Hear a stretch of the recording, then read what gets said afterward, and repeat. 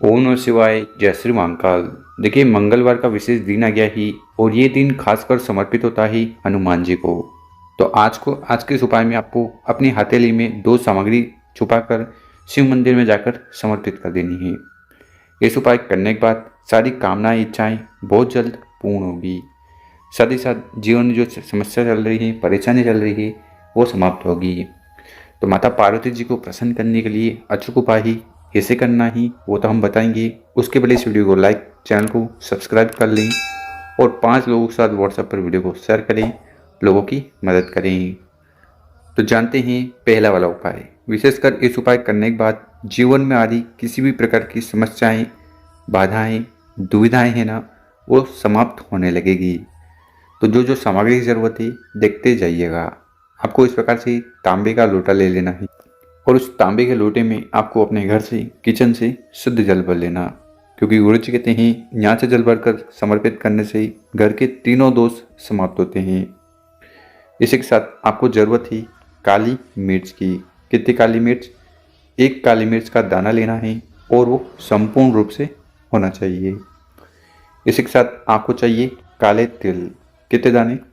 तो आपको गिन कर 7 काले तिल के दाने लेने हैं। 1 काली मिर्च, 7 काले तिल के दाने। और फिर इन सामग्री को लेकर महादेव जी के मंदिर चले जाना। सबसे पहले जो भी पूजन पाठ करनी है वो कर लेना। फिर आपका चेहरा उत्तर दिशा की तरफ होना चाहिए।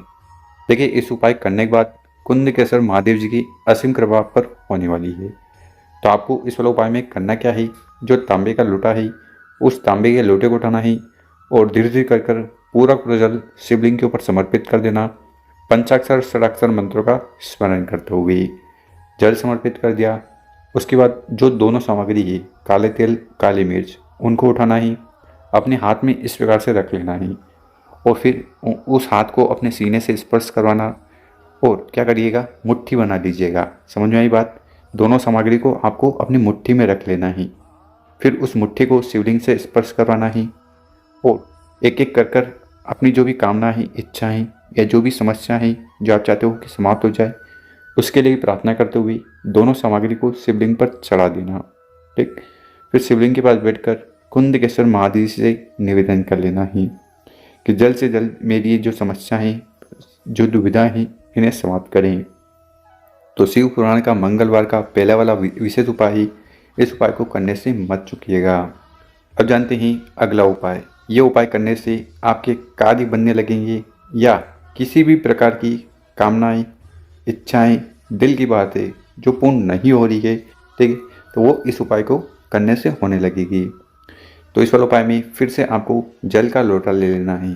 तांबे का लो तो सर्वोत्तम होगा, क्योंकि गुरु जी कहते हैं कि अगर आप सिर्फ जल ले जा रहे हो तो आपको तांबे का लोटा लेना है और अगर आप जल प्लस दूध ले जा रहे हो तो फिर आपको स्टील का लोटा लेना है। इसी के साथ जो अगली सामग्री है वो है बेलपत्र। कितने बेलपत्र की जरूरत है? देखिए, आपको इस वाले उपाय के लिए 3 बेलपत्र लेने हैं और जो बेलपत्र लो वो स्वस्थ सुंदर होने चाहिए। अगर आपको कटे पिटे बेलपत्र मिल पा रहे हैं तो शिव मंदिर जाना, शिवलिंग पर चढ़े हुए बेलपत्र उठाना, शुद्ध जल से धोना, उपाय में उपयोग कर लेना।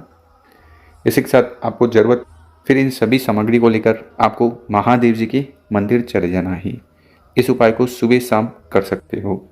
मंदिर में पहुंचकर जो भी पूजन पाठ करनी है वो कर लेना। फिर आपको ये अघोरेश्वर महादेव जी को प्रसन्न करने के लिए उपाय करना है। देखिए, हम हर बार बताते हैं शिवलिंग के ऊपर बेलपत्र को उपाय करने से भगवान भोलेनाथ बहुत जल्दी प्रसन्न हो जाते हैं, क्योंकि ये जो बेलपत्र है ये माता के प्रेम आंसुओं से बनी हुई है और इनका उपाय करने से कामना, इच्छाएं पूर्ण होती है। तो यहाँ पर आपके पास कितने बेलपत्र हैं? 3 बेलपत्र। तीनों बेलपत्र को कहाँ समर्पित करना है वो देख लीजिए। पहला वाला बेलपत्र समर्पित करना है आपको कॉर्नर पर, जहाँ पर जल चढ़ाते ही बहता हुआ नीचे जहाँ गिरता है, जहाँ पहला बेलपत्र चढ़ा देना है। उसके बाद जो दूसरा बेलपत्र है उसको उठाना है, उसको आपको समर्पित करना है माता के हस्त कमल पर, यानी कि जो माता पार्वती जी का स्थान है यहाँ पर। और एक चीज़ का स्मरण रखना, यहाँ पर जो बेलपत्र चढ़ाओ उसकी डंडी आपकी तरफ होनी चाहिए। ठीक। इसके बाद जो तीसरा बेलपत्र है उसको उठाना ही, उसको आपको समर्पित करना ही शिवलिंग के ऊपर। ठीक। तो इस प्रकार से 3 बेलपत्र का विशेष उपाय कर लेना रही बात उस जल के लोटे की, तो उस जल के लोटे को उठाना ही, जहाँ पर पहली बेलपत्र आपने समर्पित करी है, जहाँ पर आपको जल को चढ़ाना ही और एक ही धार में जल के लोटे से शिवलिंग के चारों तरफ जल चढ़ाना ही और पूरा पूरा जल शिवलिंग के ऊपर उड़ेल देना। एक बार और समझिए, जल का लोटा उठाया, यहाँ पर जल चढ़ाना शुरू किया, फिर जल के लोटे से शिवलिंग के चारों तरफ जल चढ़ाया और आखिरी में शिवलिंग के ऊपर जल को समर्पित कर दिया। तो इस प्रकार से आपको ये दूसरा वाला विशेष उपाय करना है और अघोरेश्वर महादेव से प्रार्थना निवेदन करना है कि आपकी जो भी कामना है, इच्छा है, उन्हें जल्द से जल्द पूर्ण करें, चाहे वो आपके व्यापार नौकरी से जुड़ी हुई हो या धन संपदा जुड़ी हुई हो या कार्य से। अब जानते हैं तीसरा वाला उपाय। विशेषकर इस उपाय करने के बाद जो कर से जुड़ी समस्या आ रही है, पैसों से जुड़ी समस्या आ रही है, वो समाप्त होगी, विवाह की जो कामना है वो पूर्ण होगी और जीवन में अगर मंगल दोष चल रहे हैं वो भी खत्म होने लगेंगी। तो इस वाले उपाय के लिए जो जो सामग्री की ज़रूरत है देखते जाइएगा। सर्वप्रथम आपको लेना ही चंदन। कितना चंदन? 1 चम्मच जो लाल वाला चंदन आता है ना, वो ले लेना है। इसी के साथ आपको ज़रूरत है लोटे की, तो आपको तांबे का लोटा लेना है और उसमें आपको अपने घर से किचन से जल भर लेना, यानी कि जो जल आप पीते हो वही जल लेना है। इसी के साथ आपको ज़रूरत है दीपक की। ठीक है, तो ये दीपक कौन सा भी ले सकते हो, मिट्टी का चाहो तो मिट्टी का, या आप आटे का दीपक भी बना सकते हो। और हाँ, गुरुजी कहते हैं अगर आप आटे का दीपक बनाकर उसका उपाय करोगे तो ये सभी दियों में सर्वोत्तम होगा, कामना इच्छाएं पूर्ण करेगा। तो इस प्रकार से आपको गोल बत्ती का दीपक ले लेना है और जलाने के लिए जो सामग्री है वो है घी। और इन सभी सामग्री को लेकर महादेव जी के मंदिर चले जाना है। सुबह शाम किसी भी समय इस उपाय को कर सकते हो। तो सर्वप्रथम आपको करना क्या है, आपके पास जो लाल चंदन है, ठीक है, उस लाल चंदन को उस जल के लोटे में सम्मिलित कर लेना, मिला लेना, अच्छी तरह से लाल चंदन को घोल लेना है और फिर उस दीपक को शिवलिंग के पास रखकर प्रज्वलित कर देना, जला देना। ओम नमः शिवाय मंत्रों का स्मरण करते हुए दीपक भी जला दिया। उसके बाद जो लाल चंदन वाला जल है उसको उठाना है और धीरे धीरे कर पूरा जल शिवलिंग के ऊपर समर्पित कर देना। पंचाक्षर षडाक्षर मंत्रों का स्मरण करते हुए जल चढ़ा हुए बहता हुआ नीचे आएगा, उसको रोककर आपको अपने कंठ मस्तक पर लगा लेना है और फिर शिवलिंग के पास बैठकर प्रार्थना निवेदन करना है कि आपके जीवन में जो कर्ज से जुड़ी समस्या आ रही है, ऋण से जुड़ी समस्या आ रही है, उन्हें समाप्त करें, या मंगल दोष चल रहे हैं, समस्या चल रही है, उन्हें खत्म करें।